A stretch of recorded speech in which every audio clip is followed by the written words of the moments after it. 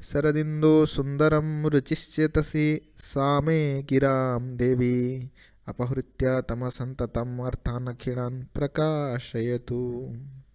हरि ओं नमः संस्कृताय हमस्मि गणसरपि कंसर YouTube channel पक्यतः भवतां भवतीनां च सर्वेषां हार्दं स्वागतं करोमि। मित्राणि अस्माकं प्रस्तुतिः प्रचलति CPT 2022 कृते गतकक्षायां वयम् आलोचना कृतवन्तः विश्वनाथस्य परिचयः व्यक्तित्वकृतित्वस्य विषये तथैव तस्य साहित्यदर्पणस्य सामान्यपरिचयं वयमेव अधीतवन्तः। अद्य आगच्छन्तु साहित्यदर्पणस्य एव आलोचनां करिष्यामः। CPT common PG intern test दृष्ट्या एव CBCS सिलेबस मध्ये ये पाठाः सन्ति तानेव आलोचनां करिष्यामः। तेबे गत क्लास रे आमे CPT साहित्य दर्पण आलोचना करि सारिछे। साहित्य दर्पण परिचय से प्रकार विश्वनाथंकर व्यक्तित्व कृतित्व विषय रे आलोचना करि सारिछे, जहाँ इम्पोर्टेंट तथ्य रही। प्रथम परिच्छेद काव्य लक्षण को आमे आलोचना करि सारिछे, वाक्य रसात्मक काव्यम को से प्रकार वाक्य लक्षण को जहाँ वाक्य से जगत आख्यांक आसक्ति युक्त पदचयता को आलोचना करि सारिछे। से प्रकार काव्य प्रयोजन जहाँ चतुर्वर्ग फल प्राप्ति ताको मध्य आमे आलोचना करि सारिछे। तो जो मैंने भी नुआ अच्छे चिंता प्रथम वीडियो देख तापर ही द्वितीय वीडियो को आसव, द्वितीय क्लास को आसव। बहुत ही इम्पोर्टेंट तथ्य रही प्रथम क्लास रे, निश्चिंत ताकू आग देख। संपूर्ण क्लास को जदि न देखियो तेबे संपूर्ण से प्रकार अवबोधन हवा संभवपर नुह। निश्चिंत वीडियो को शेष पर्यंत देखिबा, जोटी बुझी पारिबने कमेंट करवा। तो आज आम देखा जहाँ CPT दृष्टि रे अन्य तथ्य जहाँ रही ताको आम आलोचना करवा। रसपदस्य व्युत्पत्ति, रसपदर व्युत्पत्ति विश्वनाथ किपरि करिसेंति। रस्यते इति रसः, रस्यते आस्वाद्यते रस, जहाकू आस्वादन करा जाए ताकू रस बोली कहा जाए। रस्यते आस्वाद्यते रस वा रस्यते इति रस, जहाँ आस्वादनर योग्य ताहा ही रस। तबे रसर व्युत्पत्ति रस धातु ओच प्रत्यय द्वारा होइछे। रस धातु ओच प्रत्यय द्वारा रस निष्पन्न। रस पदार्थ, रस पदरु 8 गोटी वृत्ति को ग्रहण करा जाए। जो वृत्ति की आमरो काव्यत्व पाई ग्रहण करा जाए, है ना। तो देखिए रस पदरु को 8 गोटी वृत्ति आम ग्रहण करि थाउ, बा साहित्य दर्पण रे जो रस पदरु 8 गोटी वृत्ति को ग्रहण करने कथा काव्यत्व पाई कहा जायछि। रसः, रस पदरु रस एक वृत्ति, से प्रकार रसाभास, भाव, भावाभास, भावादयोः, भावशांति, भावसंधि, भावसंधि, भावसबलता। तेबे ए 8 गोटी वृत्ति जाकि रस पदरु संगृहीत। रस हो बा रसभास हो बा भावाभास हो बा भाव हो, भाव भावाभास, भावादय हो, भावशांति, भावसंधि, भावसबलता, है ना। ये 8 गोटी तत्व रु एतेषु एक प्राधान्यन, गोटिए को प्राधान्य करी, गोटे को ग्रहण करी काव्यतम स्वीकार्य, काव्यत को ग्रहण करिबा उचित, काव्यत ग्रहण करा जाए। को मानक ठारू ए 8 गोटी तत्व मानक ठारू। रस हो बा रसभास हो बा भाव हो भावभास हो भावादय बा भावशांति बा भावसंधि भावसबलता हो, जे कौनसी गोटे को ग्रहण करी काव्यत्व प्रतिपादन करिबा उचित बा करा जाए। ए नहीं विश्वनाथ स्पष्ट करिसेंते। तापरे बहुत ही प्रसिद्ध उदाहरण जहाँ वाक्य रसात्मक काव्यम बोली विश्वनाथ कही। रसात्मक वाक्यर उदाहरण देइछन्ति विश्वनाथ। जो उदाहरण की बहुत समय परीक्षा रे आसे, तो मुटा संपूर्ण से प्रकार दे नहीं हिंट्स दे देछि। तुम माने देखिबो साहित्य दर्पण प्रथम परिच्छेद रे रसात्मक वाक्य जो विश्वनाथ कहते वाक्य रसात्मक काव्यम, वाक्य रसात्मक वाक्य ही काव्य हो पारिबो बोली कहिसन्ति। तो से रसात्मक वाक्यर उदाहरण तो मैंने देखिपार थो मुझे से प्रकार प्रदर्शित कर दौचे। शून्य वासगृहम विलक्य शयनाद उत्थाय, है ना, डट डट डट। तो ये अमरु शतकम उदाहरण आनी ଅମୃତ ଶତକରୁ ଉଦାହରଣ ଦେଇଛନ୍ତି। ଏ ଅମୃତ ଶତକର ଏ ଶ୍ଲୋକ ତେବେ ରସାତ୍ମକ ବାକ୍ୟ ଟିକେ କଲ୍ ଗୋଟେ ଆସୁଛେ रसात्मक वाक्य है ना। तो शून्यवासग्रहम विलक्ष्य शयनत। तेरे प्रसंग ए प्रकार नवविवाहित होइछन्ति नायक नायिका एवं परस्पर ठारू से माने से दिन नुआ नायक नायिका आमे कहि परिबा ए नुआ करी विवाह करिथिबा नायक नायिका अमृत शतकरे नायक नायिका रहिछन्ति। आउ सही समय रे रात्रिकालीन कथा प्रथम दिनर कथा नायक जी रही सी छलपूर्वक छलनार शयन कर आखि को मोजी परंतु वास्तवता से शयन करना। नायिका भावी जे नायकटी तो शुई पड़े मु वर्तमान ताकू चुम्बन कर दिए है ना। यहीपरि चिंता करी नायिका छलनार शोइथिबा नायक को चुम्बन करिछि। जेहेतु नायक शोई नाही तांको देहरे सिहरण खेली जाइछि एवं शारीरिक से प्रकार विकृति परिलक्षित होइछि। यहा देखि नायिका जनक लज्जित हो जाइछि एवं नायक जनक उठी पड़ी तांको बारंबार चुम्बन करिछि। तबे ए प्रकार शून्यवासग्रहम विलक्ष्य शयनाद उत्थाय ए प्रकार उदाहरण रही तमने देखिपर। अमृत शतकर उदाहरण देइछन्ति रसात्मक वाक्य बहुत समय परीक्षा रे आसे ए उदाहरण है ना। सीपीटी दृष्टि पढ़ा जदि विस्तृत भाव में पढ़ा तो समय हेब ना कारण तुमर आउ स्वल्प दिन रहा एत सारा पाठ कवर करने पड़ो। मु केवल हिंट्स दे दूँ है ना। तापर कही दशा तस्य अपहर्षका बोली कही दशा तस्य अपकर्षका दशा कहार ना काव्यर रो अपकर्षक काव्य तो को हानि करती को माने ना दशा काव्य दोष गुड़िक काव्यर सौंदर्य को श्री को हानि करती है ना। तो देखिए मानव शरीर काणतम खंजादी मानव शरीर काण तो खंजादी है ना। मानव शरीर रे काण खंज आदि मानव शरीर जोटा आम फिटफाट अच्छे परंतु जो मैंने कणा हो जाती जो मैंने छोटा हो जाती से प्रकार तांकर शरीरटा है ना। तांकर शरीरटा किपरि होइथाय मानव शरीर जदि काण खंज थाए तार शरीर तो टिके हानि हम टिके नुह भल भाव में शरीरत्वटा हानि हम जदि से प्रकार कौन सी हाथ गोड़ से प्रकार भांगा भुंगी करे ना बा से छोटा केम्पा है ना तेबे तार शारीरिक गठनटा पूरा से प्रकार अट्राक्टिव लगे ना नहीं। ठीक से प्रकार काव्य शरीर श्रुति कटु आदि अपृष्टार्थ ये श्रुति कटु अपृष्टार्थ आदि काव्य शरीर एमाने काव्य शरीर को हानि करती से प्रकार आम कहीपर काव्य तो को हानि करती। काव्य शरीर जहाँ रही शरीर जीपरी हाथ गुड़ भांगी मो व्यक्ति जपरी देखा जाए ठीक से प्रकार श्रुति कटु आदि रहिले काव्य ठीक से प्रकार होता है ना। अग्रे गच्छामः।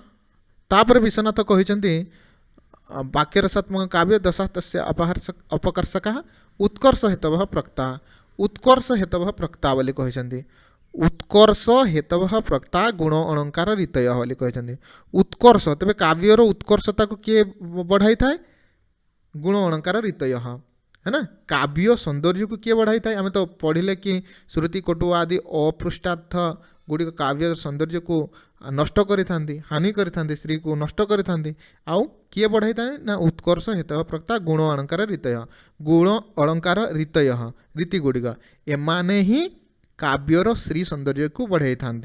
तेबे काली मध्य मु कहूली जो गुण रही काव्य गुण ओज प्रसाद माधुर्य आदि गुण एमाने किपरि रही थांती काव्य शरीर शौर्यादिवत मन रखियो शौर्य आदिवत शौर्यादिवत है ना।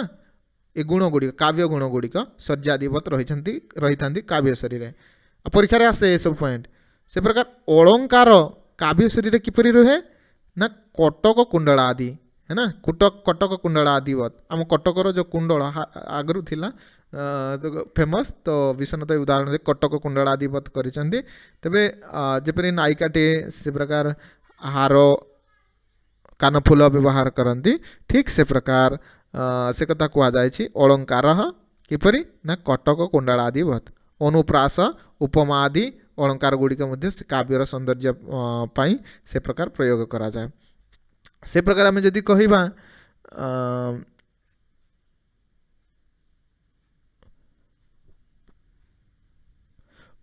रीतय रीति गुड़िक किपरि रही था जो काव्य रीति रही था गौड़ी पांचाली वैधरी आदि रीति गुड़िक मन रखा अव अव्यय संस्थानम अवो अव्यय संस्थानम है ना रीतय अव अव्यय संस्थानम रीतय कटक कुंडलादिवत अलंकार शर्यादिवत गुण है ना तेबे ए प्रकार एगुड़ी मन रखा पड़ो जोगुड़ा कि उत्कर्ष हेतव प्रक्ता गुण अलंकार रीतय काव्यर सौंदर्य को बढ़ाई था से प्रकार आम काली आलोचना करते संक्षिप्त भाव में वाक्य विषय रे वाक्य सियाद योग्यता आकांक्षा आसक्तियुक्त पदचय वाक्य ताकू कहवा वाक्य तार समाहार जार कि योग्यता रही आकांक्षा रही आसक्ति रही तीनिटर समाहार पदचय को वाक्य बोली कह योग्यता आकांक्षा आसक्ति है ना तेबे योग्यता आम क्या कहवा पदार्थानाम परस्पर संबंधे बाध अभाव पदार्थानाम पदर अर्थ गुड़िकर परस्पर संबंध रे संपर्क रे बाधा अभाव कौन सी बाधा हो नथबो अर्थ प्रतीत होथबो है ना बाधा हेले अर्थ प्रतीत हो ना एणु पदार्थानाम परस्पर संबंधे बाधा अभाव योग्यता योग्यता ये पचारिदेव कि पदार्थानाम परस्पर संबंधे बाधा अभाव कहार उदाहरण तेरे योग्यतार उदाहरण तेरे उदाहरण देखिए वाक्य जड़ेन सिंचती जड़ेन सिंचती देख एठी दुई गोटी उदाहरण दुई गोटी पद रही जड़ेन आउ सिंचती जल द्वारा सिंचा होउची तेबे एठी कौन सी बाधा होउची कि परस्पर संबंध जो रही जड़ेन आउ सिंचती दुई गोटी पद रही संबंध रही जाउची एठी संबंध रे तांकर कौन सी बाधा विघ्न सृष्टि हो नाही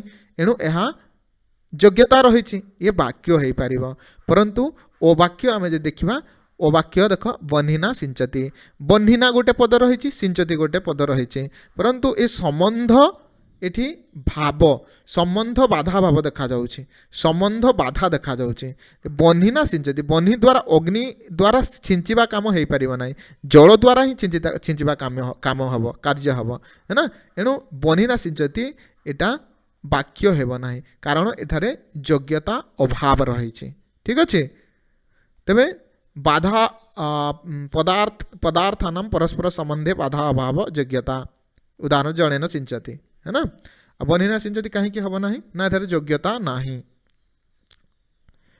अग्रे गच्छामः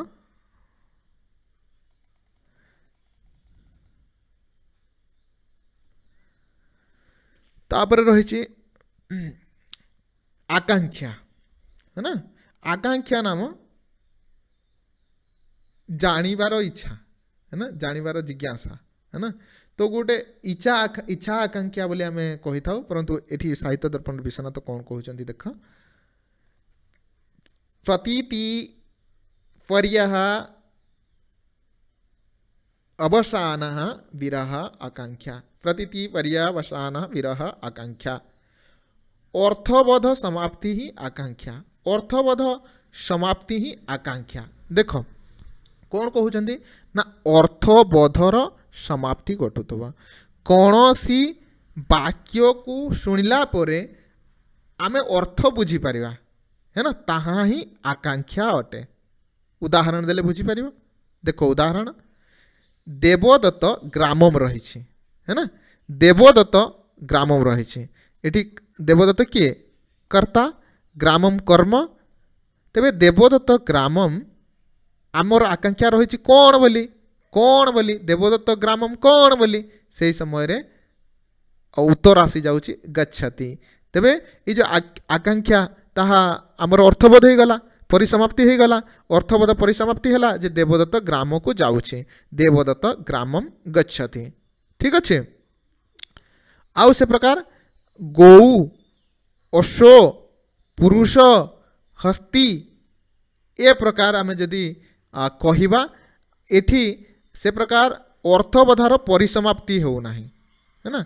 गौ कौन, अश्व कौन है ना, कौन करुँच मैंने से प्रकार कौन सी अर्थबोधर परिसमाप्ति होना। पदगुड़िक अलग अलग रही है ना, परंतु देख देवदत्त ग्रामम गच्छति है ना। तेबे एठी अर्थबोधर समाप्ति घटुची, आमको स्पष्ट अर्थ प्रतीत हो जाउची, एणु यहाँ कौन आकांक्षा बोली कहुआ। आओ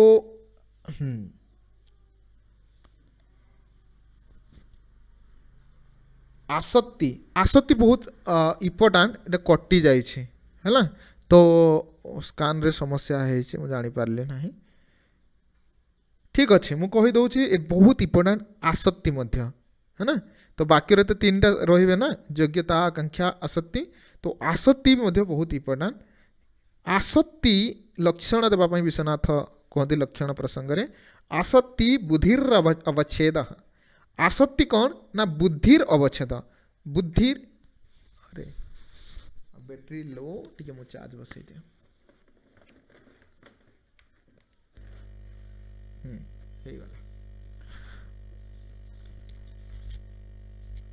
कौन कहते पाग खराब हेतु मु आज तुम यूट्यूब ऑनलाइन नहीं पाली ना, नेट बहुत स्लो, ए वीडियो भी अपलोड हम कि नहीं कही पारु नहीं है ना। तेणु सर्टकट हिसाब से जिते शीघ्र सारी पारुचे प्रयास करुच्ची सारिबापाई है ना, कारण सीपीटी बहुत कम दिन रही आबे तो पाग भी खराब करुच्ची, तथापि मु प्रयास करुच्ची संपूर्ण सिलेबसटा सीबीसीएस सिलेबस रही सीपीटी दृष्टि समापन करने।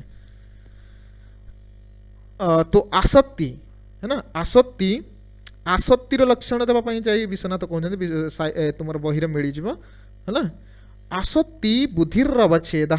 बुद्धि, बुद्धि कहले कौन ज्ञान रो अवच्छेद। आसक्ति ताकू कहवा जोटे बुद्धिर अवच्छेद हो, छेद हो है ना, छेद हो अवच्छेद, अवच्छेद न छेद, अवच्छेद है ना।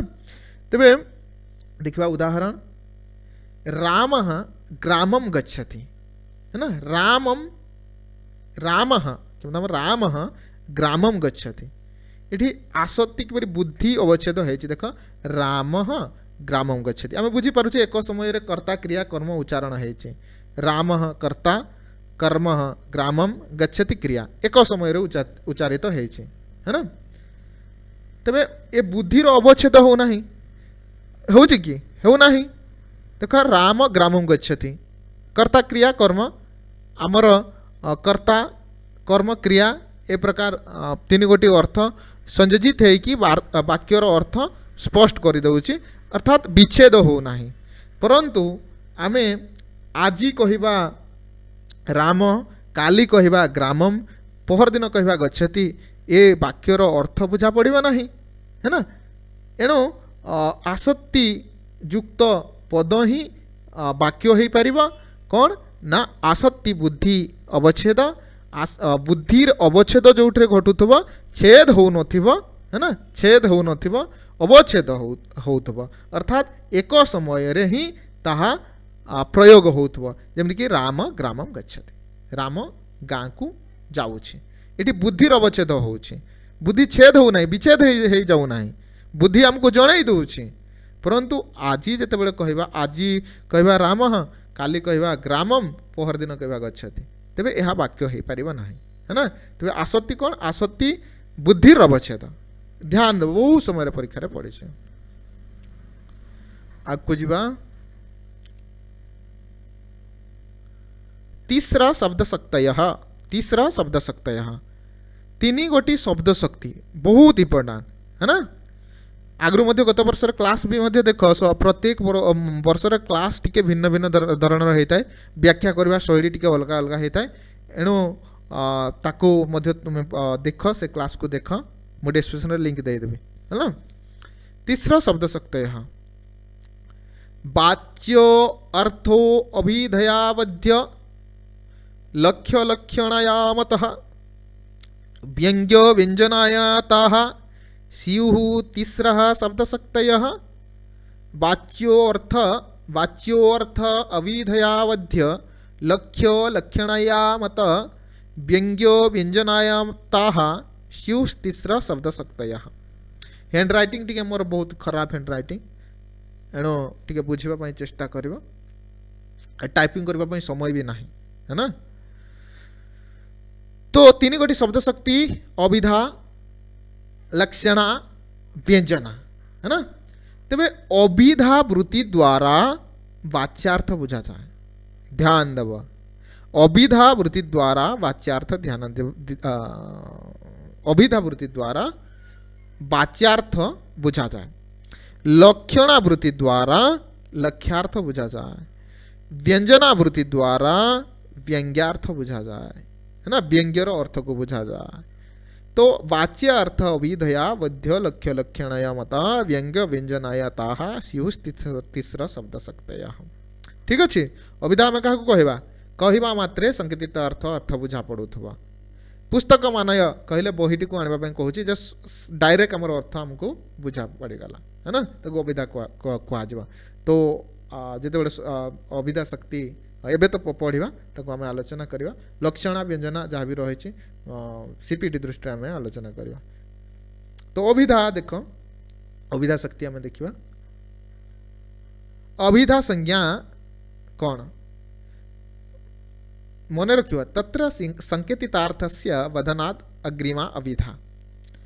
तत्र संकेतितार्थस्य संकेतित हेइथिबा अर्थ, संकेतित अर्थ कौन संकेत करवा निर्देश करथिबा आमे जाको निर्देश करूछ जाको संकेत करूचे वदनात् बुझाई दिए जे जो प्रथम अग्रिमा अभिधा जे जे प्रथम करी संकेतित अर्थ को आमको बुझाई दिए ताहा ही अभिधा शक्ति अटे है ना। जमती कि कहली पुस्तक मानय अभिधा है ना, जे कहीदेला डायरेक्ट आम बुझीगला संकेतित क्या संकेतित करा जाउची, संकेत करा जाउची ना पुस्तक को है ना, पुस्तक मानय है ना। तेरे तत्र संकेतितार्थ वदनात् अग्रिमा अभिधा या प्रथमा शक्ति व अग्रिमा शक्ति बोली अभिधा को कहा जाए। प्रथमा शक्ति है ना, कहवा मात्रे ही आमर संकेतित अर्थ बधन हो आम बुझीपर। तो अभिधा भेद भेद देखा परंतु संकेत ग्रहण किपर हुए संकेत ग्रह आम देखा कौटू कौटू संकेत आम ग्रहण करवा। गृह्यते संकेत बहुत ही बड़ा है। संकेत गृह्यते जातो गुणद्रव्य क्रियासु च। संकेत गृह्यते जातो गुणद्रव्य क्रियासु च। संकेत का कौटू ग्रहण करवा आम साहित्य दर्पणकार विश्वनाथ कौन कहते ना जातो जातिरु गुणरु द्रव्यरु क्रियारु है ना संकेत ग्रहण करवा आम। वर्तमान देखा अभिधा जहाँ अर्थ रही अभिधा उदाहरण माध्यम आम बुझा। उत्तम वृद्ध, उत्तम वृद्ध आम क्या कहवा ना वयोज्येष्ठ जे कि गृहपति है ना, घरर जे मुरबी। मध्यम वृद्ध जे मध्यम वृद्ध क्या कहवा जे कि युवक एवं अधम वृद्ध जे कि अधम वृद्ध वृद्ध है ना शिशुटीए जे कि किछि किछि नुआ जानापी वर्तमान शिखुची है ना, नुआ जानापी प्रयास करुच्ची दुनिया विषय तार नॉलेज ना है ना। तो उत्तम वृद्ध जनक निर्देश करुचंती संकेतित करुचंती गाँ मानय क्या ना मध्यम वृद्ध वृद्ध को युवक को कहते गाईटी को आण संकेत करुचंती है ना। आउ ए घटना को अधम वृद्ध ए कार्य को अधम वृद्ध बा शिशुटी नुआ नुआ सबकि जानापी चाहूबा शिशुटी देखुची है ना। से समय शासनादि मान अर्थ शासनादि लांगुड़ खुर बेक है ना गला थिबा गाईटी को उत्तम वृद्ध जड़े कि मध्यम वृद्ध आनी बांधुची ए घटना को देखुचे ए कार्य को देखुचे जहाँ उत्तम वृद्ध निर्देश देते जे गाईटी को आण जिते कहला से प्रकार ए व्यक्ति मध्य जे युवक अच्छी से मध्य शासनादि लांगुड़ खुर आदि गला थिबा ए प्रकार समाहार युक्त कौन सी प्राणी को आनी कौन करुचे ना बांधुछि आणुछि, है ना। से प्रकार गाम बधान अश्वमानय, गाई को बांधि दियो एवं अश्व को आण। गाईटी को बांध जो कहला गाईटी को बांधिले तेज ये घटना को देखुछि, तेज से बुझीगला जे गाई नाम शासनादि मान अर्थ ये अर्थ को बुझागला जे या को गाई बोली कहुव, है ना।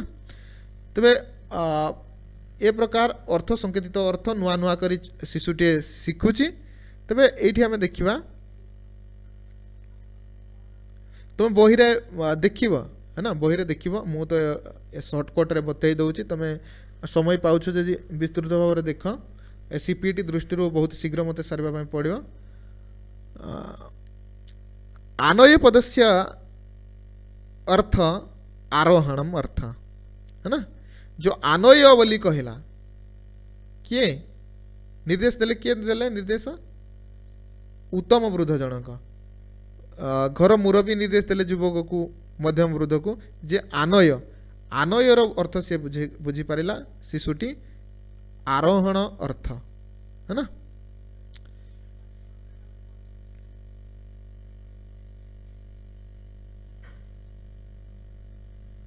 आ गामरु शासनादि अर्थ, शासनादि लांगुड़ खुरा आदि थिबा गाई को से बुझला, है ना। तो ए प्रकार जो अभिधा कथा कहले से प्रकार लक्षणा देखिए आम लक्षणा विश्वनाथ कौन कहते लक्षणा संज्ञा संपर्क में मुख्यार्थ बाधे तदुक्त जयान्यर्थ प्रतीयते रूढ़ प्रयोजनादस्सो लक्षणाशक्तिरपिता। मुख्यार्थ बाधे तदुक्तो जयान्यर्थ प्रतीयते रूढ़ प्रयोजनादस्सो लक्षणाशक्तिरपिता। मुख्यार्थ बाधे जिते मुख्यार्थ बाधा पाइब, है ना,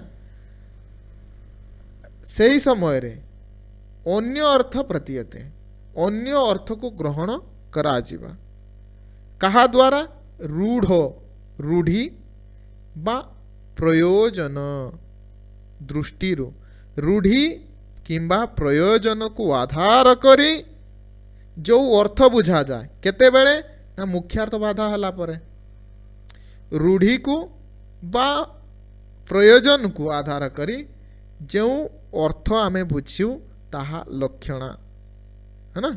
मुख्यार्थ बाधे तदुक्त जयान्य अर्थ प्रतीयते रूढ़ प्रयोजनादसु लक्षणा शक्तिरपिता। मुख्यार्थ बाधा हला परे जो रूढ़ी बा प्रयोजन को आधार करी आमे अन्य अर्थ बुझी थाउ ताकू लक्षणा बोली कहा जाए।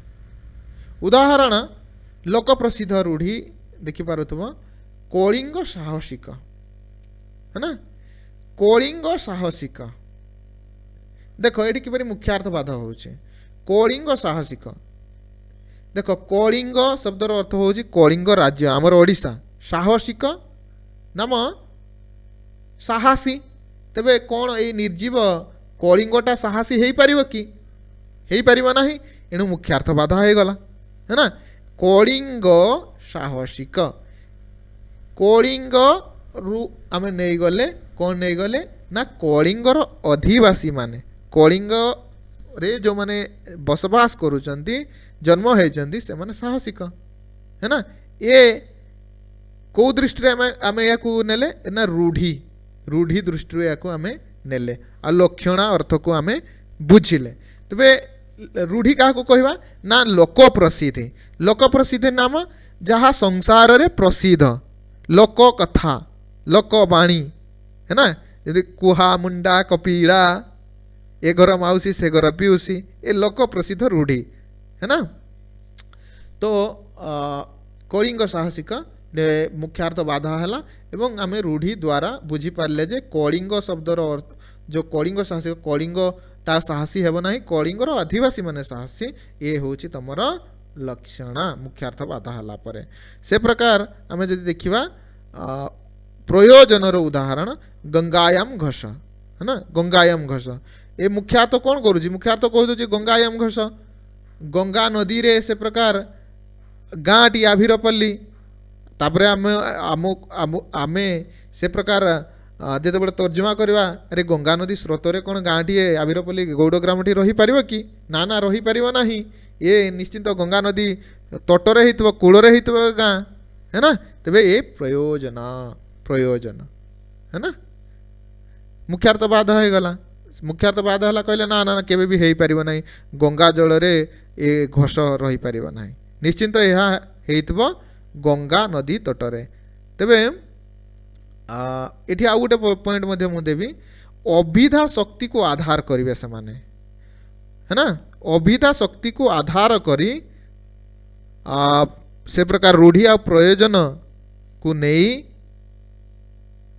अभिधा को संपूर्ण भाव में छाड़देले लक्षण हो पार ना है ना एणु अभिधा को मध्य नियाजिब अभिधा को ग्रहण करा परंतु से प्रकार संपूर्ण भाव में नुह रूढ़ी आ प्रयोजन को संपूर्ण भाव में आधार करी आमे लक्षणा को नेबा यह द्वितीय शक्ति।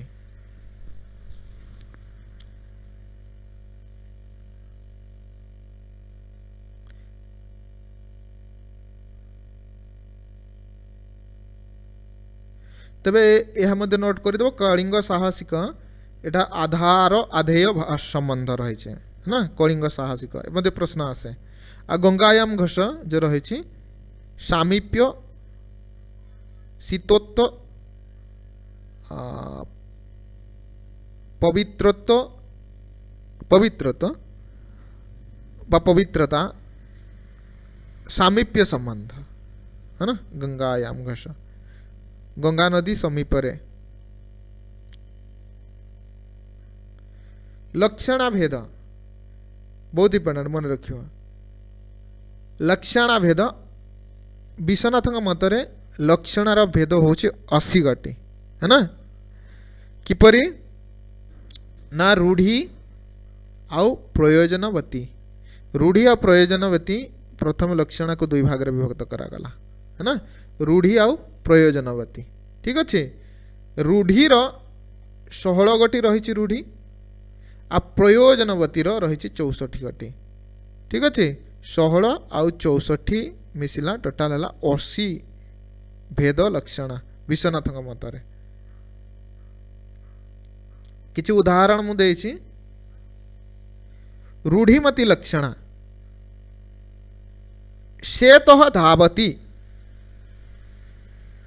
शेतः धावती शुद्धा रूढ़ीमती उपादान साध्य वसन है ना शेत धावती जोड़ा प्रमुख उदाहरण गुड़िक देछि रूढ़ीमती लक्षणार ए शुद्धा रूढ़ीमती उपादान लक्षण शेत धावती शेत धावती नाम धोड़ाटी धोड़ाटी दौड़ुची धोड़ाटे दौड़ी पार कि दौड़ी पार धड़ा गोटे रंगटा सी दौड़ी पार मुख्यार्थवाद हो गला है ना एवं लक्ष्य ये रूढ़ीमती लोक प्रसिद्ध रूढ़ी लोक प्रसिद्ध कथा सेतो नाम होची सेतो अश्वटी धाऊँची है ना से प्रकार जदि आम देखा कलिंग साहसिक ए जोड़ा इंपोर्टेंट उदाहरण से गुड़िक मुझे आ तुम मैंने ए 8 उदाहरण रूढ़ीमती लक्षणार प्रसिद्ध 8 गोटी उदाहरण प्रयोजनमती बतीर 8 गोटी उदाहरण ताकू मन रखियो बहुत इंपोर्टेंट है ना आ विशेष करी केतेटा जो मुझे देछि 2 4टा देछि या न्यूनाति न्यून निश्चित मन रखा पड़ो से तो धावती आसी जाए ना कलिंग साहसिक आसी जाए गंगायाम घोष आसी जाए कलिंग साहसिक यहाँ मध्य कौन रूढ़ा रूढ़ीमती लक्षणा साध्य वसना है ना से पर प्रयोजनवतीर लक्षण 8 गोटी तुम मैंने देखा मु 2 गोटी उदाहरण को नहीं कुंता प्रविशंति बहुत समय परीक्षा आसी कुंता प्रविशंति जहाँकि रूढ़ा प्रयोजनवती उपादान लक्षण रूढ़ा प्रयोजनवती उपादान लक्षण ये केमती मुख्यार्थ बाधा होची कुंता प्रविशंति कुंता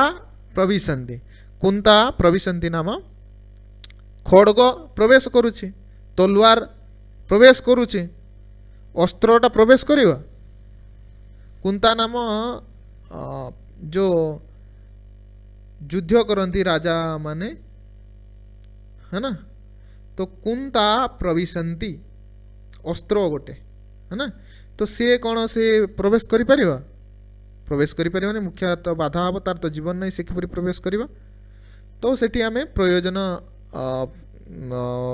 रो आधार करवा कुंता नाम अस्त्रधारी पुरुष प्रवेश करुचे है ना, जहाँकि शुद्धा प्रयोजनवती उपादान लक्षण। गंगायाम घस जो उदाहरण आम कही सारे गंगायाम घस ए उदाहरण प्रयोजन विषय आम आलोचना करुले जे गंगायाम घस गंगा नदी रे घस से प्रकार आबिर पल्ली केबे भी हो पार गौड़ ग्राम रही पार नहीं भासीज एणु ना ना ताकू आमे प्रयोजन दृष्टि नेबा प्रयोजन अर्थ प्रतीत है जे ना ना ताहा गंगा तट गंगा नदी स्रोतरे नुह गंगा नदी तटरे बा कोड़े कि शुद्धा प्रयोजनवती लक्षण लक्षण है ना। एक मन रखा पड़ो 8 भेद रही रूढ़ीमती लक्षणार अप्रयोजनवती लक्षणार।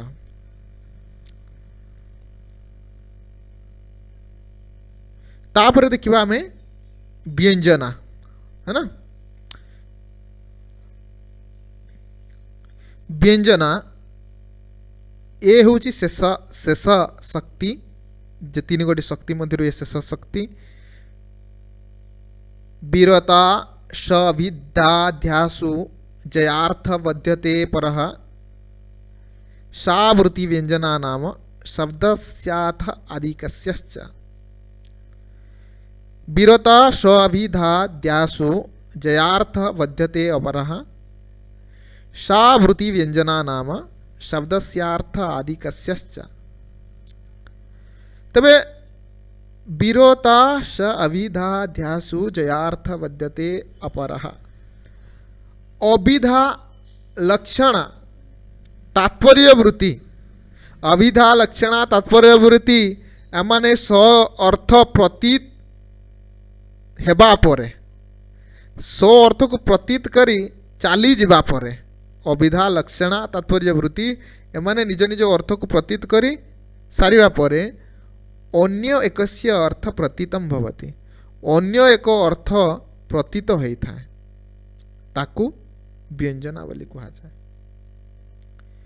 अविधार धर्म से तार अर्थ प्रकाश करदेव लक्षणार धर्म से लक्षण प्रकाश करिवा परंतु एमाने प्रतीत करी सारला परे जो शक्ति द्वारा अन्य एक अर्थ प्रतीत होता है जो शक्ति द्वारा आउ गोटे अर्थ प्रतीत हुए ताकू व्यंजना बोली कहा जाए।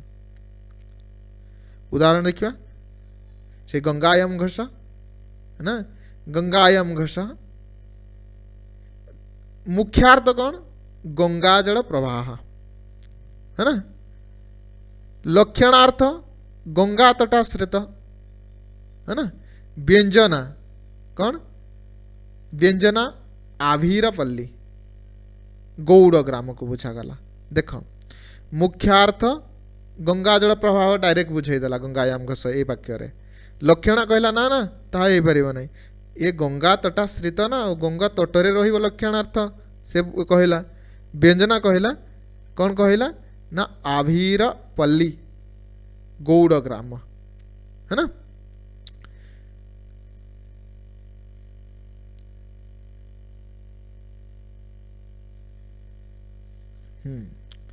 अविधा लक्षणा एमाने एक बार अर्थ को बुझाई थांती थोरे कहले थोरे ही बुझेबे केवल थोरे ही एक बार ही अर्थ को बुझेबे परंतु व्यंजना पुनः पुनः बारंबार अर्थ को एकाधिक बार अर्थ को सी बुझाई थाए है ना। जो अविधा हो लक्षणा हो एमान द्वारा जहाँ संकेतित हेब यह थोरे आमे बुझी पारिबा थोरे ही बुझीबा थोरे कहले थोरे बुझीबा है ना परंतु व्यंजनावृत्ति रु जो संकेतित हेब यह एकाधिक बार अर्थ आमको बुझा पड़ो है ना ये व्यंजना कह तेरे व्यंजना भेद आम देखा सीपीटी दृष्टि आम पढ़ुचे आउ समय पाइले निश्चिंत साहित्य दर्पण को पूरा सारिबा। है ना। तो व्यंजना भेद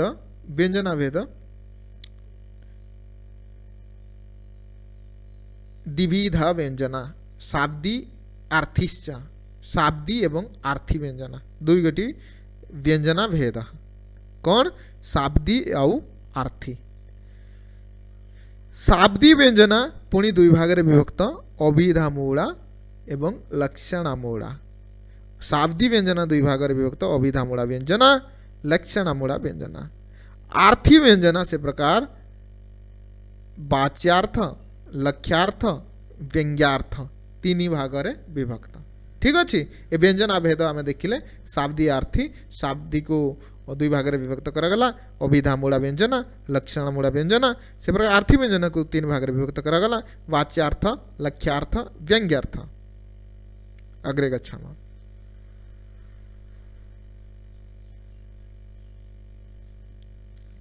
विश्वनाथ कर मतरे काव्य भेद है ना काव्य भेद ये चतुर्थ परिच्छेद रे कथा कहा जाय काव्य भेद विषय रे आलोकपात करिसंती।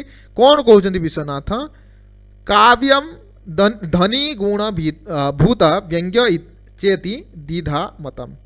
काव्यम धनी गुणी भूत व्यंग्य चेति द्विधा मतम। काव्य होची दुई प्रकार कौन कौन धनी काव्य आउ गुणीभूत व्यंग्य दुई प्रकार बोली विश्वनाथ चतुर्थ परिच्छेद रे ग्रहण करिसंती साहित्य दर्पण रा। कौन कौन धनी काव्य गुणीभूत व्यंग्य काव्य काव्यम धनी गुणीभूत व्यंग्य चेति द्विधा मतम बोली से परिप्रकाश करिसंती। यदि षष्ठ परिच्छेद रे देखिबा से काव्य को दुई भाग रे से ग्रहण करिसंती पुनः कहिसंती दृश्य श्रव्य भेदेन दृश्य श्रव्य भेदेन पुनः काव्य द्विधा मतम।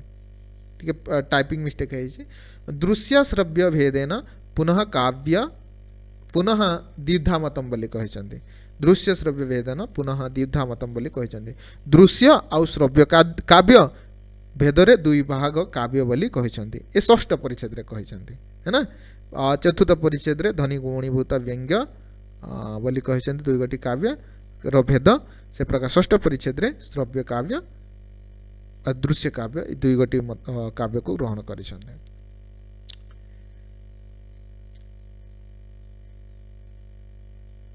दृश्य काव्य बा दश रूपक रो भेद संपर्क कहिसंती दश रूपक रो भेद को कहिसंती ना। धनुंजय मध्ये तांकर दश रूपकम रे रूपक गुड़िकर आलोचना करिसंती। साहित्य दर्पणकार विश्वनाथ मध्ये ये दश रूपक विषय रे आलोकपात करिसंती।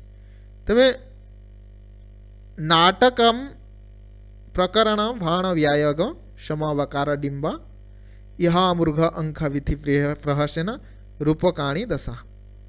10 रूपक केते गोटी रूपक बोली प्रश्न आसीबा 10 गोटी रूपक रूपकाणी दशा नाटक प्रकरण भाण व्याग समवकार डिंब इहा मृग अंक विधि प्रहसन इति।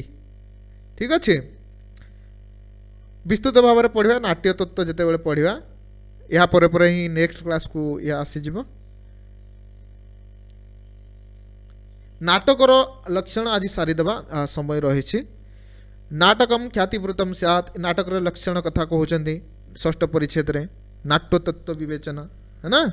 नाटकम ख्यातम व्रत स्यात् पंचसंधि समन्वितम विलासार्धि गुणवदक्तुम नाना विभूति भी सुख दुख समुद्भूति नाना रस निरंतरम पंचाधिकादश प्रास्त्रंका परिकीर्तिता प्रख्यात वंशराजर्षि धीरोदात्त प्रतापवान दिव्य अथ दिव्य दिव्य वा गुणनायक मतः गुणवान नायक मतः।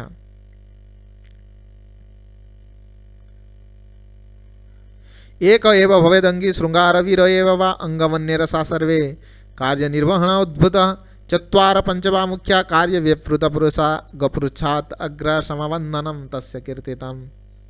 कौन कहउछंती विश्वनाथ नाटक किपरि हेबो बोली कहउछंती नाटकम ख्यातवृतम स्यात्। नाटक ख्यातवृत स्यात् ख्यात प्रख्यात हेतु रामायण महाभारत ख्यात नाम प्रसिद्ध नाटक रो कथा वस्तु प्रसिद्ध हेतु आवश्यक है ना। आउ पंचसंधि समन्वितम पांच गोटी संधि रहिबो नाटक रे कौन मुख प्रतिमुख गर्भ विमर्श अपसंहृति वा निर्वहन पांच गोटी संधि है ना मुख प्रतिमुख गर्भ विमर्श अपसंहृति निर्वहन अपसंहृति वा निर्वहन संधि है ना तो पांच गोटी संधि रहेगा से प्रकार विलासार विलासार्धादि गुणवद युक्तम नाना विभूति भी विलास आदि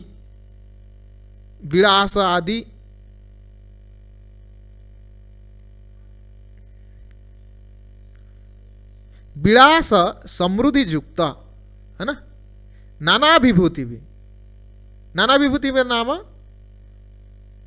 नाना विभूति भी सहायक विषय सहायक नाना विभूति भी विलास समृद्धि युक्त नाना विभूति विषय सहायक हेइथिबा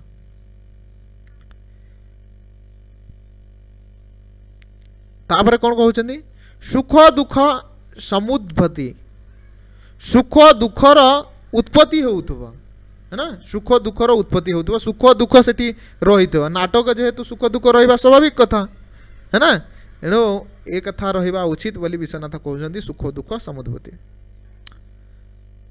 नाना रस निरंतरम रहिबा समस्त रस रहिबा नाना रस कहले विश्वनाथ तो नवरस ग्रहण करिछन श्रृंगार हास्य करुण रौद्र वीर भयानक विविष्ट अद्भुत शांत नवरस ग्रहण कर नाना रस रहिबा विभिन्न प्रकार रस रहिबा सुख दुख समुद्भूति रहिबा नाटक रे आउ कौन ए प्रश्न आसीबो एठू पॉइंट बाय पॉइंट है ना पंचादिकादश प्रास्त्रांका परिकीर्तिता पंचादिका दश प्रास्त्रांका परिकीर्तिता नाटकर अंक संख्या जदि आम देखा 5 अंक रु 10 अंक मध्य है ना 5 रु 10 अंक मध्य 5 रु कम हो गले नाटक हो पार ना 10 रु अधिक हो गले नाटक हो पार ना देवे नाटक हाँपाई न्यूनाति न्यून 5 गोटी अंक आवश्यक हम आउ अति बेसी रे 10 अधिक हेले नाटक हवा ना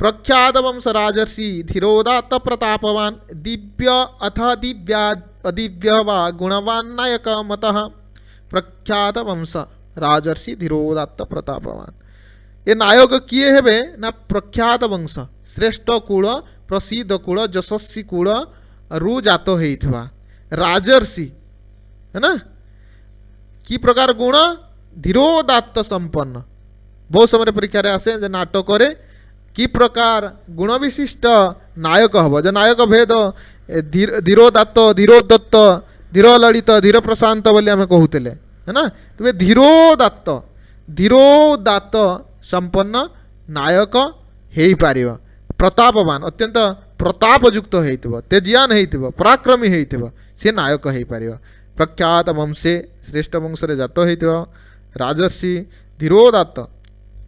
धीरोदात्त गुण संपन्न हो प्रतापवान हो आउ कौन नायक होगापी योग्यता दिव्य पुरुष हो दिव्य नाम स्वर्गीय बा अदिव्य है ना अदिव्य कहले लौकिक बा दिव्यादिव्य नाम दिव्यादिव्य नाम उभय स्वर्गीय एवं लौकिक है ना मनुष्य तो नायक दिव्य पुरुषर उदाहरण नायक आम दे परिबा दिव्यर होउछंती भगवान श्रीकृष्ण दिव्य अदिव्य दिव्यादिव्य होउछंती भगवान श्री रामचंद्र दिव्यादिव्य पुरुष है ना तापर आम जदि देखिबा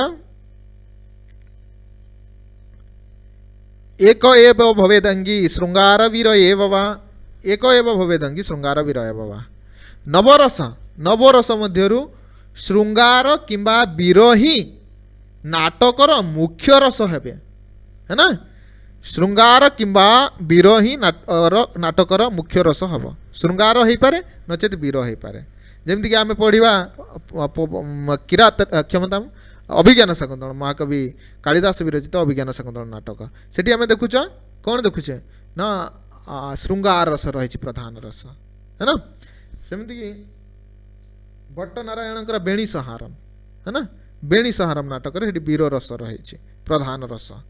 तो ए प्रकार मुख्य रस श्रृंगार किंबा वीर हो पारे, परंतु गोटे नाटक रही जोटा कि ए श्रृंगार कि वीर नुह, से प्रधान रस हूँ करुण रस, भवभूतिंकर उत्तरा रामचरित। अंगम अन्ये रसा सर्वे कार्य निर्वहण अद्भुते। अंगम अन्ये अंगी रस भाव में अन्य रस गुड़िक रे, अन्य रस रे, परंतु श्रृंगार कि वीर रस प्रधान रस हम नाटक। कार्ये निर्वहण अद्भुते। निर्वहण संधि रे, निर्वहण संधि रे नाटकर जो 5 गोटी संधि कथा कहले, मुख प्रतिमुख गर्भ विमर्श निर्वहण बा अपसंहृति, से संधि रे अद्भुत रस रहिबा, अद्भुत है ना, निर्वहण अद्भुत। चत्वार पंचवा मुख्या कार्य व्यापृत पुरुषा। चत्वार पंचवा मुख्या कार्य व्यापृत पुरुषा, 4 किंबा 5 जन चरित्र रहिबे जो माने कि व्यापृत काव्य व्यापृत पुरुषा।